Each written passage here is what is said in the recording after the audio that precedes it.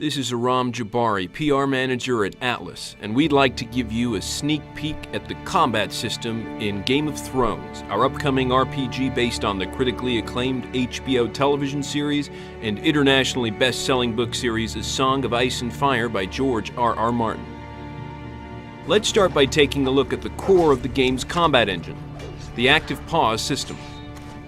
Game of Thrones is a fast-paced role-playing game where all combat, skill use, and item use happen in real time.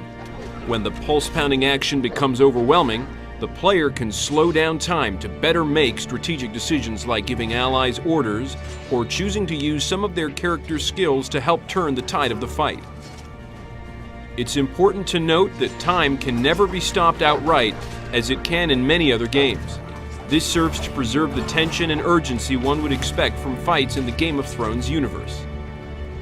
As we mentioned, both of the main player characters, Mors Westford and Alistair Sarwyck, have unique individual classes with inherent distinct skills. Mors, a hardened warrior of the Night's Watch, can fight as a landed knight, a brutish hedge knight, or as a fierce Magnar. Alistair, a red priest, can fight as an archer, a sellsword, or as a water dancer.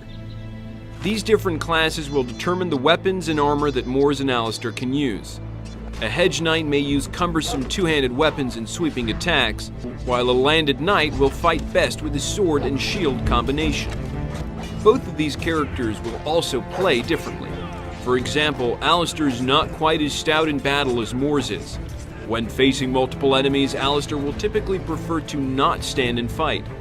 To this point, Alistair will have many more options that involve engaging enemies at range, while Mors will usually need to take the fight right to the enemy. Perhaps you want to play as a water-dancing archer or an effective heavy-armored Magnar? The game's multi-class customization options make these character builds possible. You also have the ability to eschew the multi-class path in favor of becoming a specialist in one class and gaining the upper-tier skills for that particular class. This is just a fraction of the strategic aspects that you'll be able to explore in Game of Thrones. On behalf of everyone here at Atlas, I'd like to thank you for watching, and we hope you're looking forward to playing Game of Thrones when it comes out on May 15th, 2012 for PlayStation 3, Xbox 360, and PC.